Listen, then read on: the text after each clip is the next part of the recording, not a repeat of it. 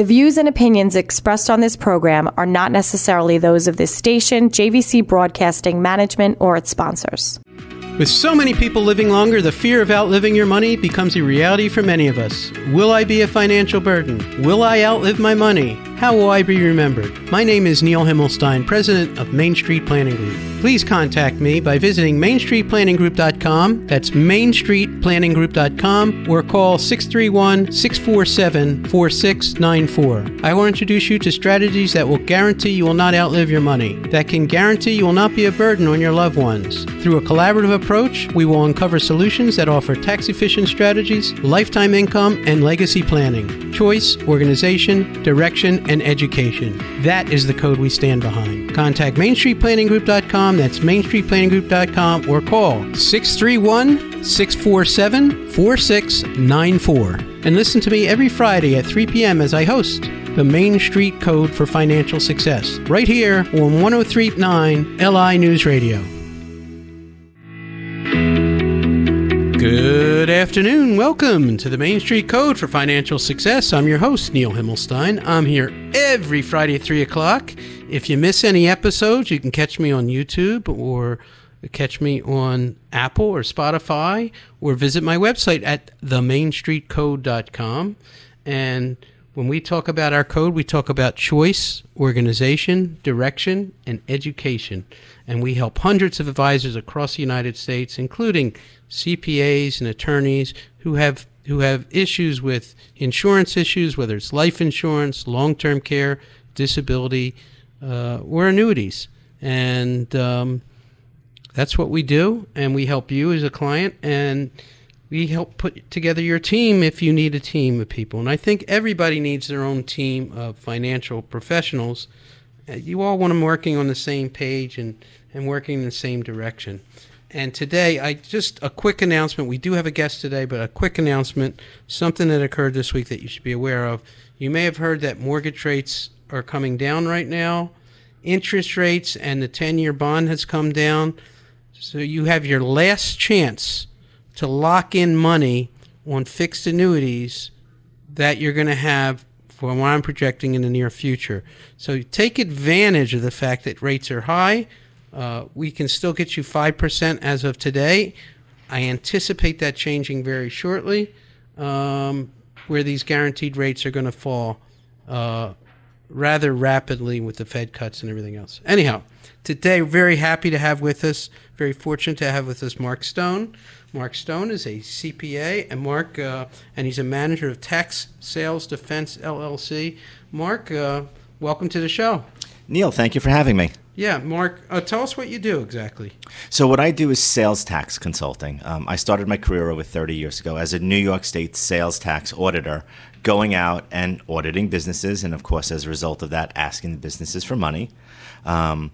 A lot of the businesses were surprised that they owed money. They didn't understand why they owed money. They always complained that they wished somebody told them what they were doing wrong before they did it wrong, right, so they wouldn't get bills from the government for doing it wrong.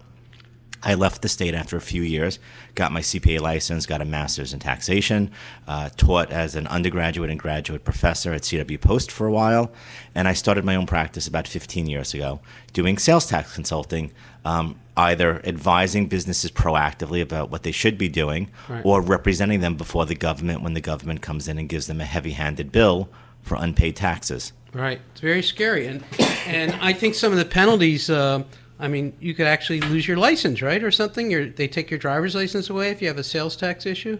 So New York State passed something a number of years ago already, that if you owe them more than $10,000 in back taxes, and if you're not in a payment plan with them, they'll suspend your driver's license. You're correct. Wow. Yeah, so if you have a business now, there's certain businesses I would think that have more issues than other types of businesses, I would think, right? Is that true? Well, there's businesses that you would suspect have issues, and then there's businesses that you don't suspect have issues. So businesses that you suspect have issues, what everybody thinks about: bars, restaurants, delis, bagel places, things like that are cash businesses that, listen, some of them underreport their revenue, and then when they get caught, you get a tax bill from that.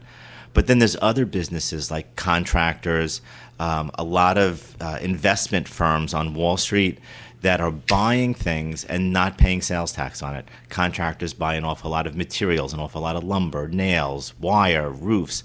They don't pay sales tax on that, and they're generally supposed to pay sales tax on that.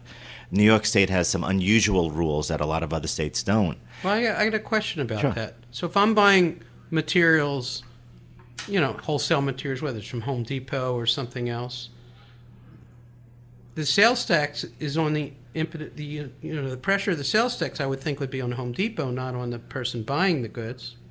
It's actually on both people. It's on the seller to collect the tax and on the purchaser to pay the tax. So what very often happens, a lot of contractors have this mistaken conception that because they turn the lumber, they turn the wires, they turn the nails over to the homeowner when they're all done, that they can issue what's called a resale certificate for it. And they give this resale certificate to Home Depot, which says to Home Depot, don't charge me tax. So Home Depot doesn't charge them tax. But at the same time, New York has this concept called a capital improvement. And when you have a big job done at your house, a new kitchen, an extension, a new roof, you replace all the windows, you give the contractor a copy or you fill out a capital improvement certificate and he doesn't charge you tax. But if he's given a resale certificate to Home Depot, no one's paid any tax on any piece of that transaction. So what the law actually requires is for the contractor to either pay that tax to Home Depot when they buy the materials, or for them to directly pay the tax to New York State as what's called a use tax, USE, a use tax. And the government does an awful lot of audits on construction contractors, all different types, from kitchen guys to roofing guys to masons to all sorts of people, and goes back and bills them tax on all these materials that they bought that they never paid tax on. And the contractors come to me and say, I didn't price that tax into my job. I didn't know that my materials were going to cost me an extra 9%. Now I'm actually losing money on this job. And it hurts because not only does the state charge you the back tax, but you were just talking about interest, they charge you a 30% penalty, and the state charges you 18% interest compounded daily. Oh, my goodness. I wish I could get that kind of return on my money. Oh, you're not kidding. Wow. That's crazy. So you get people that come to you, but where do most of the people come from that seek out your advice? I actually get most of my clients from other accountants. Isn't that interesting? Yep. That they have a client that has I call it a sales tax disaster. And they come to me, and what I do is I say I make things less bad. I don't tell people I make things good. I make things less bad. So, I mean, we have hundreds of examples where clients came to us with $400,000, $500,000, $600,000, $700,000 bills, and we get them settled for $100,000 or $200,000. Wow. Because very often auditors take very unreasonable positions. They don't give credit for things they're supposed to give credit for. A lot of times clients don't even know what documentation they need to present to the government to get the government to remove a bill. Hey, if I had a tax problem, me calling up the IRS, it's no problem, right? I can negotiate a deal myself, or why would I need you? Well, maybe. Some people are very competent, but like anything else, if you want, you can probably install your own kitchen. But most of us go out and hire a kitchen contractor to do it because we want things to be a little bit straighter, fit a little bit better, not fall on our toes. The first time you're calling the government to deal with anything can be a scary experience. You may not know what to say, what to ask for. You may not even know the time period that you have to get back to them. I was being facetious. I know. Getting a hold of the IRS and trying to get anything done is very difficult, and too many people think they can do it themselves and end up costing themselves. They could cost themselves their job, their business, and everything if they don't do it right. And they say, I'll just do an offer and compromise. It's not that easy. There's a lot of work behind it, and that's where you need a professional like yourself, I would think. Yes, and what a lot of people don't understand, they know about the offer and compromise process, which is a settlement where you go to the IRS and say, I can't pay your bill, but I'll pay you what I can afford to pay you. The mathematics behind that program actually leave you destitute. You have to turn over all your assets to the IRS. So you have to pay them all of your disposable income. They call it a fresh start program, which is true, but your fresh start is with zero, not with something. Right. It's a terrible trend to get into. And from what I understand, people try and do it themselves, and then they miss a payment or something. What happens then? A lot of things blow up deals. And what I tell a lot of clients is the government doesn't give you do-overs. Once you tell them something, you can't take it back and say, oh, I didn't say that. So once you say the wrong thing, once you show them the wrong thing, it's over. So obviously we have decades of experience. We know what to show them. We know what not to show them. We know what to say. We know what not to say. We also know how to take things to hearings and elevate things to supervisors and managers. And when we're dealing with New York State, to go to Albany and deal with people in the commissioner's office. When necessary, contact people with the IRS and the taxpayer advocate's office. One of the things that people have a very common misconception about is, I have a problem with New York State, I'll write my congressman. Your federal congressman has nothing to do with New York State whatsoever. Understood. Well, you've been listening to the Main Street Code for Financial Success, and what an enlightening conversation I'm having with Mark Stone. And Mark, how can people get a hold of you if they want to reach out to you? The best way is you can give me a call at 631-491-1500, extension 11, or you can reach me through my website, www.salestaxdefense.com. Fantastic. It's tremendous information. If you want to reach me, the best way is 631-647-4694. This is Neil Himmelstein, and we'll be right back after a break. Thank you.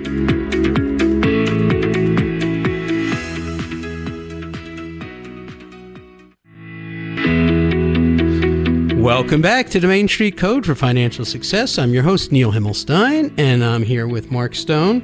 He is a sales tax expert. He helps businesses get themselves out of trouble, hopefully, or mitigate their situation. And the main thing is prevention. I always talk about prevention. What are the what ifs? And I think a lot of businesses, as you're growing your business, you're worried about sales, you're worried about this, and maybe you're trying to do everything yourself. You're trying to be your own bookkeeper, your own sales guy. And I we talked before the break about, people that are contractors and this and that, and they may or may not have a back office. And I think that leads to issues as far as sales tax and some of the other things. Wouldn't you agree, Mark? Or? I'd absolutely agree, because what the government says is if you don't keep records, they're basically allowed to make up your numbers for you from whatever information they have available. So, for example, if a restaurant doesn't keep records, when they do an audit, they can go stand there for one day on a Saturday and then say, we saw that you did $1,000 on Saturday, 7 days a week. You're doing $7,000 a day. And of course, probably everybody would say that it's reasonable that a restaurant doesn't do as much on a Monday or Tuesday as they do on a Saturday. But without records, you can't prove that. Right. And I think if you're a small business, one of the things that helped me a great deal is, and it's not necessarily outsourcing, but you don't have to hire a bookkeeper full-time at $60,000, $70,000 a year. There are bookkeeping service companies that you can, and if you need one, just give me a call, that can actually do the bookkeeping for you and help keep you compliant and out of trouble, basically. Absolutely. And I'm not a rep or a paid representative for QuickBooks, but I would really recommend that everybody go out there and either buy QuickBooks or a very similar program that is really just a checkbook register on steroids, where you enter your transactions, where you enter your deposits. Very helpful. And it categorizes everything for you, and at least gives you a very good starting point to help you financially understand what your business is doing. Yeah, no, it's very key. Like I said, you need a team of people to help you in any business or even in life in preparing for your estate planning or anything else. And Mark is one of these guys that is on my team when you run into issues. But we try and, prevention is the best thing. We want to plan in my business. It's the what ifs. But the do-it-yourselfers are the ones that always get in trouble. My business as well. One of the biggest issues we have is people go online and they're hearing all these TV commercials, buy 1-800-term insurance, and they don't realize what they're getting. And in many situations, they might get declined for a health reason that they didn't think was a big deal, but an insurance company found. And then all of a sudden they can't get coverage. Or they'll get term insurance that ends where they can't convert it, and then they have a health problem later, so they don't have the right insurance. And that's why we recommend that you work with professionals that will do the right job for you, because do-it-yourselfers, whether you're writing your own will or trying to negotiate with the IRS, can get you in more hot water than you can imagine. Absolutely. And the saying that says, you don't know what you don't know, is so true, because if you're doing it yourself and you didn't know about it, and you don't know what to ask, or you don't know what information to get, or you don't know what forms to file, or you don't know where to get the forms, how do you get that information? And really what I advise everybody is to go see their financial professionals. You're exactly right. You need a team. You need a good insurance person. You need a good legal person. You need a good tax person, and ask them, what do I need to know? And I'm a very big believer that information should only be delivered to you in writing. So you can leave the office, so you can read it after you're out of the office. When you have a question 2 weeks later, you can go back and look at it and read it again and call that professional and ask them about what they said to you.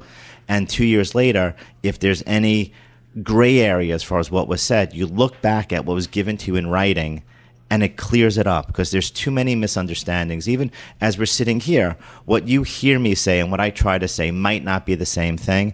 And then when we walk out and go in separate directions, people remember different things. So in writing is really very key.